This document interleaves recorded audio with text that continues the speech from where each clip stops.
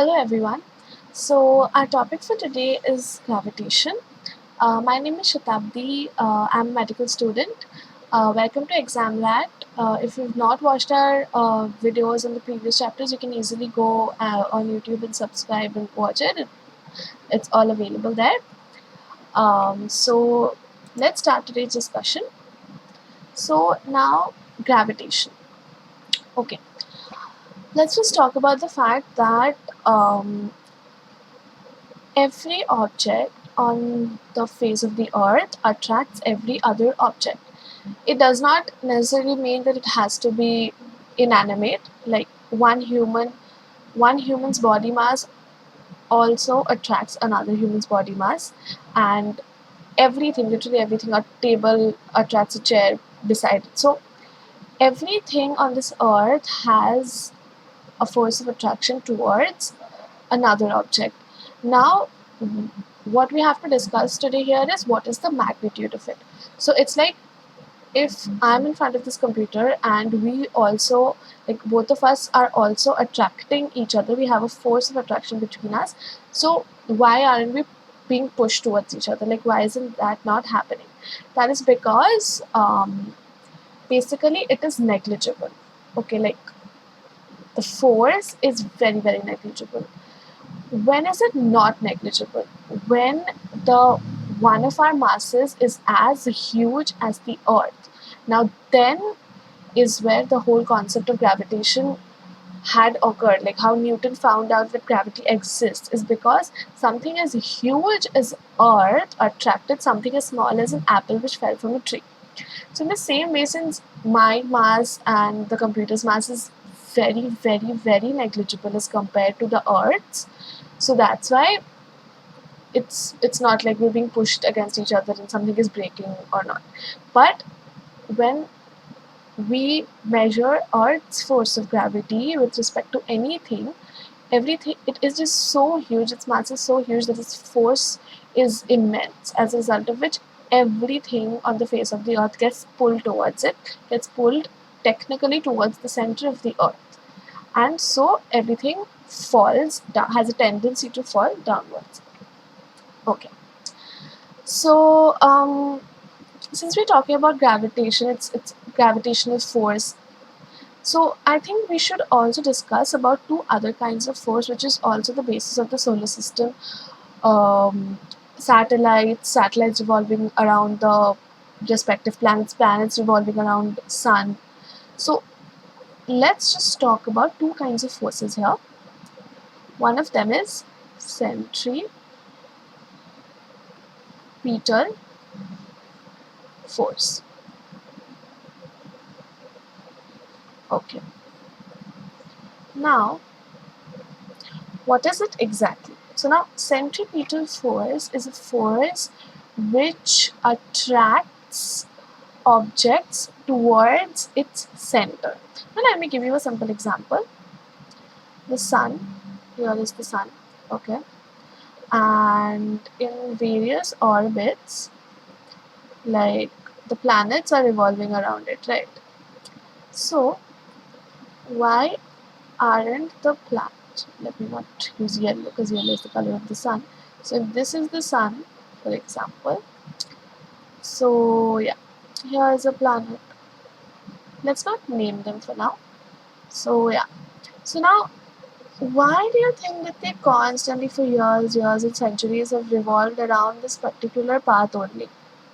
Like it never changed its path, it never thought, oh, let's just go and crash into the sun. Like, why has it never happened? Why do they constantly maintain this elliptical path only? It is because not only do they have a mass of their own, they also are somehow bounded by the sun's mass, like the sun's gravitational force. As a result of which, if their own mass and their own weight would have overpowered the weight of the sun, then what would have happened was that they would have directly gotten out of the elliptical orbit and they would have gone like this, like projectile. they would never have attained the same elliptical path anymore. They would have directly gotten out of the loop. In the same way, if the sun's force was that overpowering, then it would have easily crashed into the sun. So basically, there's a balance. There's a balance as a result of which the planets do not tangentially flow out of the the elliptical path, and at the same time, they also do not crash into the sun. So the reason why they do not crash into the sun is because of another force, and that is the centrifugal force. Centrifugal force. So basically, now we have learned about two types of forces. Now, what if centrifugal force is something that is not letting it crash into the sun? Matlab, it is actually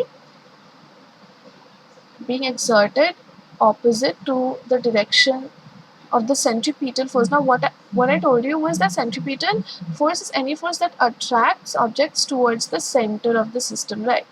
So, for this planet, let's take up this planet only.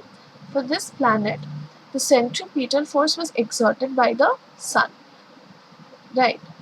Like the sun was attracting it towards it, as a result of which it was not flowing out of the path.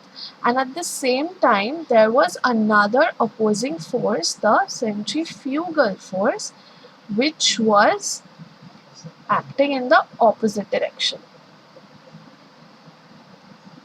As a result of which, since this force, centripetal force, was balancing the centrifugal force, that's why they were being able to maintain a proper elliptical path and not moving anywhere else. So now I'm sure you've understood the concept of centrifugal force, which is any force that attracts objects away from the center.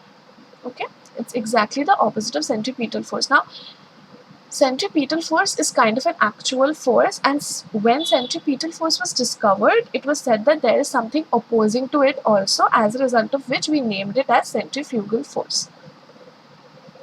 So that is all you need to know about it.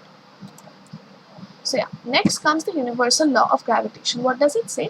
Every object in the universe attracts every other object with a force which is proportional to the product of their masses and inversely proportional to the square of the distance between them. Okay, so what does it mean? Like, I'm sure you've known that once any spaceship or any satellite, it goes out of the earth, out of the vicinity of the earth, it's fully in the space, it can float in the air. Sorry, there is no air, so it can float in the solar system. And why is that happening? Because there is no concept of gravity in the space, right? So the earth has a gravitational force which attracts every object towards its center. Now, as you move away and away from the earth, obviously its force will decrease because your distance from the earth is increasing, right? So there will come a point where the object is completely out of the vicinity of the earth. There is no more gravity or gravitational force on it, as a result of which it can float. It has no tendency to like move towards the earth, right? Because it is floating, because there is no concept of gravity in space. So that is the thing, that as and when you move away from the earth, from the center of the earth, the force will decrease. And as and when you move away means when the distance between earth and you, it's decreasing. So I just gave an example of earth and a satellite, or earth and a spaceship, but it is true for any object. So the farther I move away from the laptop, our force of gravity is our force of attraction is decreasing because the distance between us is increasing. So we can say that force is inversely proportional to the square of distance. Here, instead of r, let me just write d for distance. Also, force is proportional to the product of their masses. So, force is directly proportional to the product of their masses, m1, m2. This m1, m2 can be anything, sun and the moon, sun and the earth, me and the laptop, anything. So if we combine these two, it will come as F is directly proportional to m1, m2 by d square, right? Okay. And when we add a constant to it, like we have to change the proportionality into an equation, right? So how do we do that? We just write F equals to G m1 m2 by r square. Oh, sorry. Here, since we are just considering distance between any two arbitrary objects, we write d square, where d stands for distance between the two objects. Okay. So, yeah. Now let's have some more specific example to explain the universal law of gravitation. Let's take the example of the earth and the moon.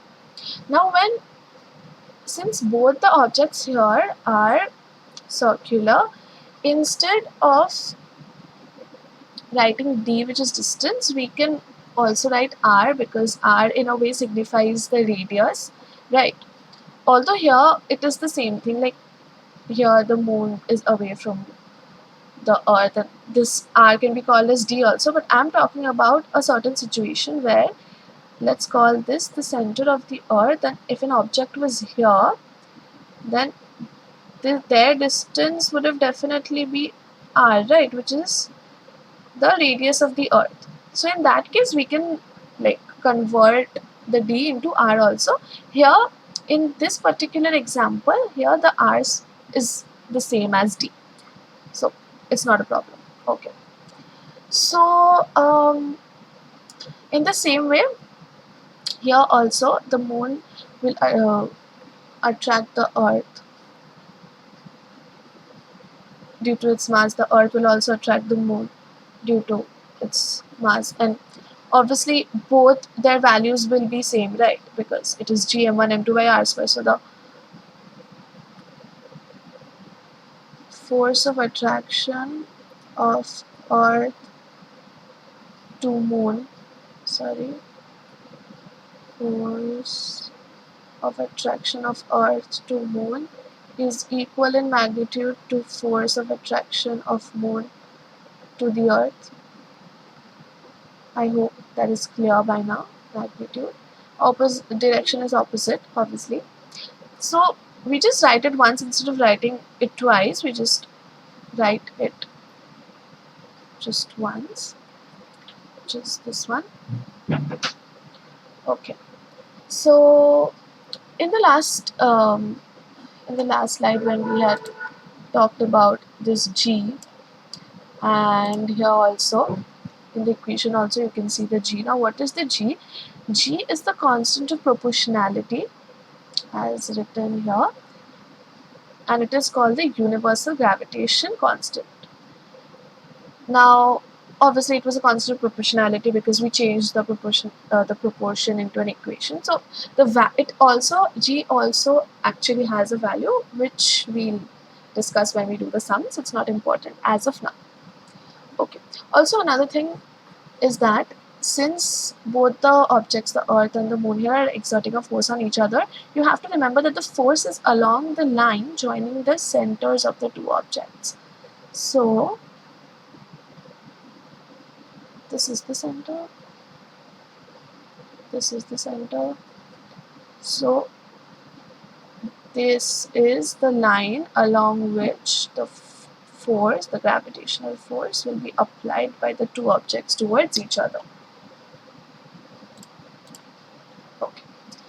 So now, although Newton had discovered gravity, but still a lot of concepts were unclear as to why the sun was at the center, and the earth and all the, not just Earth, all the other planets were moving around it.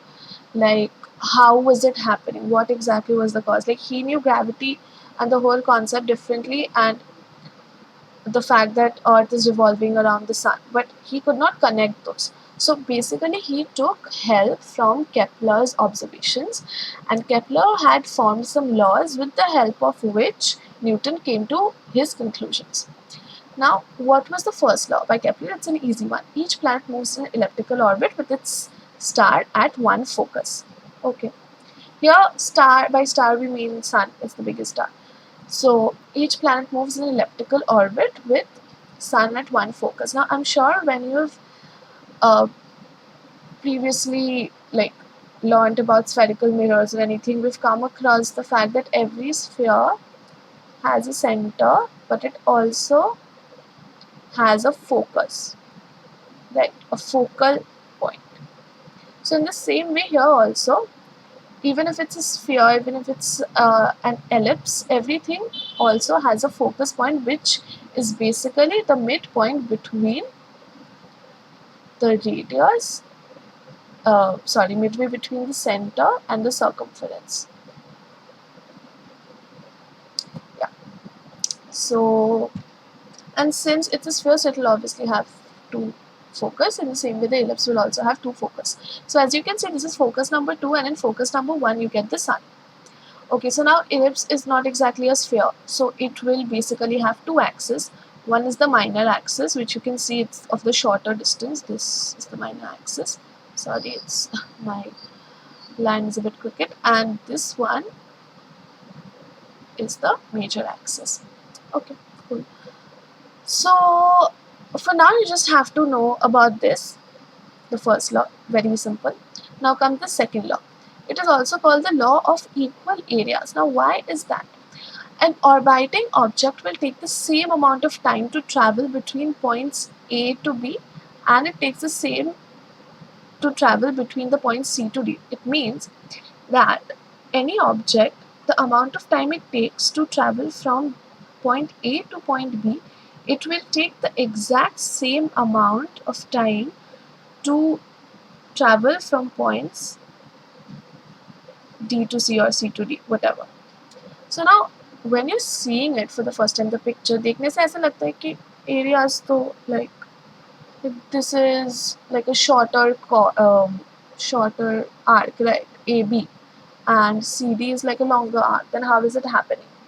So basically, even though the arc sizes are different, you have to also consider the whole area, right? Like the whole sector, which is, if we called this point at which the sun is there as S, so area of SAB, right?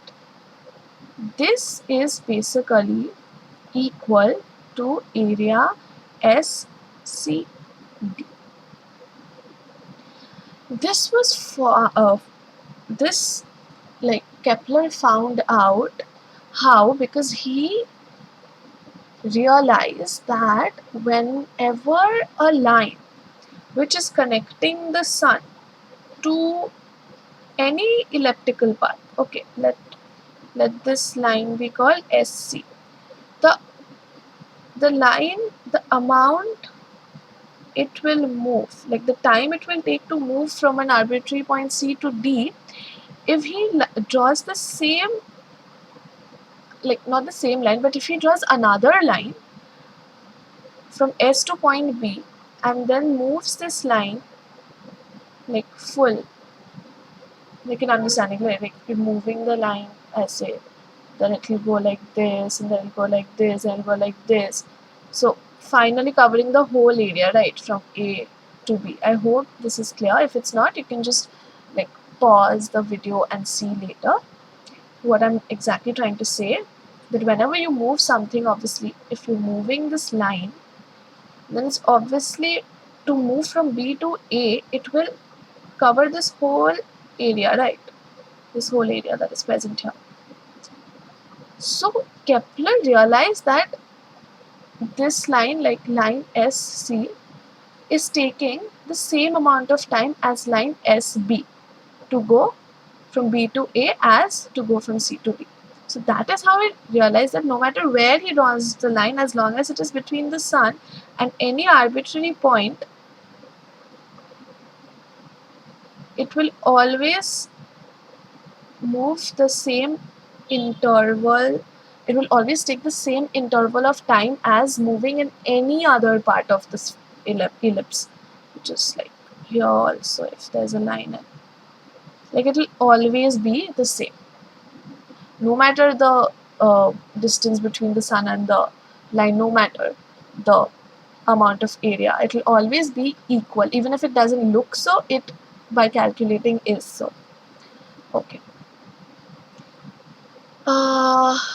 Also another thing, since it is given here, that if you draw the axis of the major axis of the sun, we've drawn here, so the point closer to it is known as the perihelion. See, it is written here, perihelion, and the line and the point of intersection of the major axis to the ellipse on its farther end is known as the aphelion, which is written here. Okay. Okay. So moving on, importance of the universal law of gravitation. So, what are its importance? Like, अब तक हम लोगों ने जो पढ़ा, it's kind of related to that only. We have gained an idea about the force that binds us to the earth, right? Like we've talked about how the earth attracts everything, and as a result of which, like, it's not always a bad thing. Like, you always trip on something and fall. I know that that is a bad thing, but at the same time, you're able to walk, right? Like, that is only possible because of gravitation. Otherwise, you would have like floated, and the amount of time that it takes you to reach from one point to another, it probably would have taken you more, right? So in a lot of ways, obviously gravity has helped us hugely. So we've talked about how the force that binds us to the earth, gravitational force. We have learned about the motion of the moon around the earth.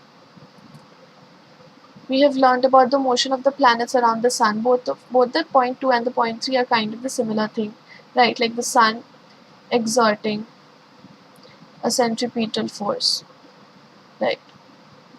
Centripetal, this is the sun. And at the same time, each planet has a weight of its own. And so, yeah, these two will technically form a component, as a result of which, like, no matter the position, if this planet was here also, it will still be the same. Centripetal force, mg. And due to these two forces balancing each other, the planets will always move in a elliptical path. Okay. And last but not the least, this is a new addition, the tides due to the moon and sun. Now we know the tides that come in the sea, right? And it is, we have heard that it is because of the moon. So I think after this discussion, it is clear as to why it is because of the moon. The simple reason is that as the earth revolves around the sun, the moon also revolves around the earth, right? So if this is earth, then this is the moon. So basically, since this is also an ellipse,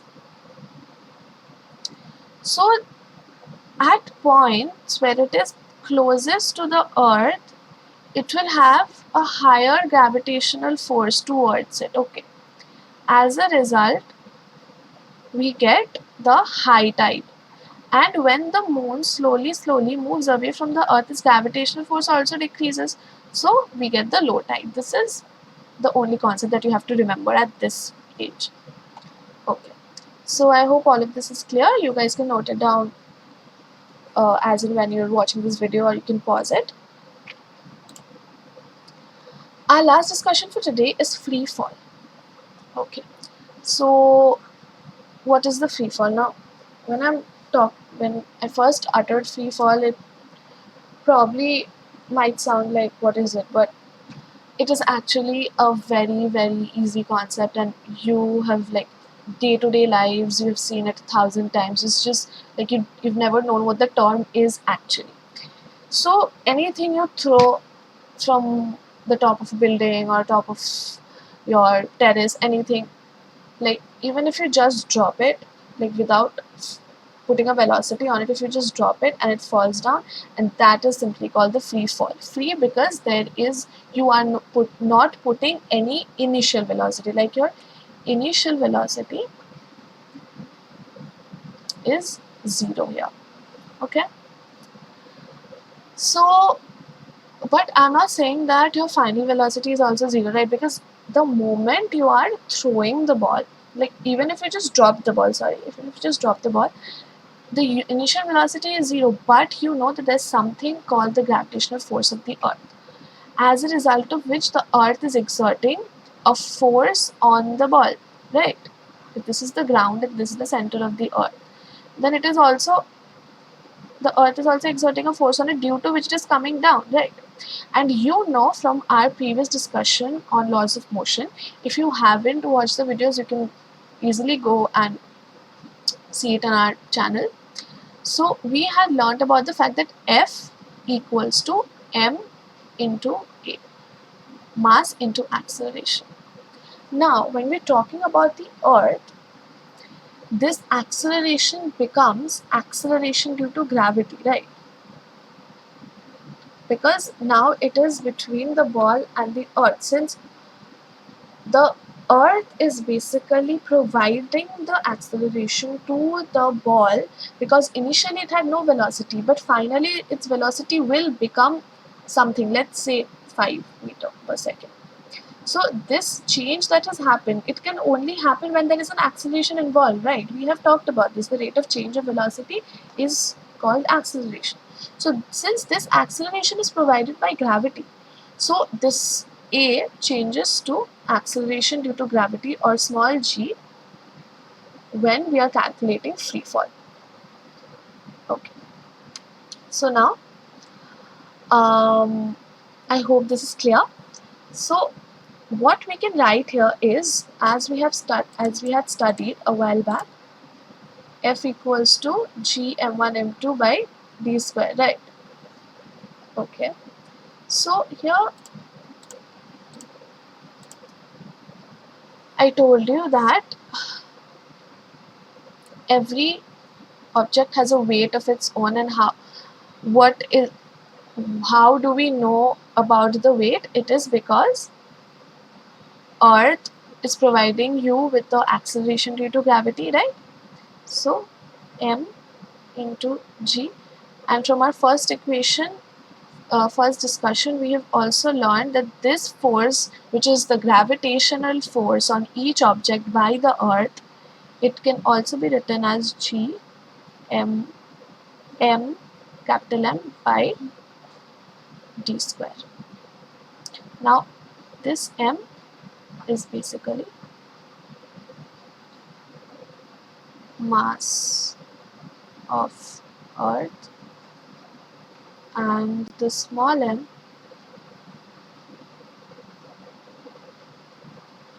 is basically mass of the ball, for example. So from this equation, what we're getting is, we can cut these off. So this will basically give us, just writing it here, g equals to capital G m by d square, and d square here is the distance between the ball and the earth. Since we don't count it from the center of the earth, it is still the sea level or the ground level, whatever you call it. So from here we get the value of g, which later, after putting the value of the gravitational constant, the value of the mass of the earth, so we finally get it, like finally g is, for every object, 9.8 meter per second square. Okay. So here we've talked about the ball. So here it is, D can be anything literally. But to get 9.8 meters per second square, we have to basically calculate it from the surface of the earth to the center. Okay, the center, this is the center, and this is on the circumference of the earth. Let us call it as A.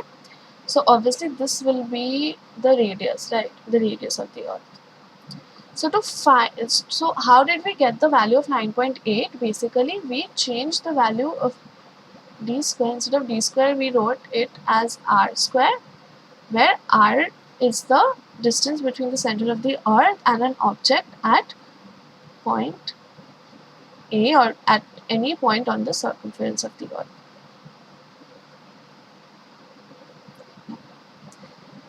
So that will be all for today. This was just an introduction to gravitational force and some other aspects to it. And next day we'll do a small recap and then we'll continue with the rest of the chapter. Thank you.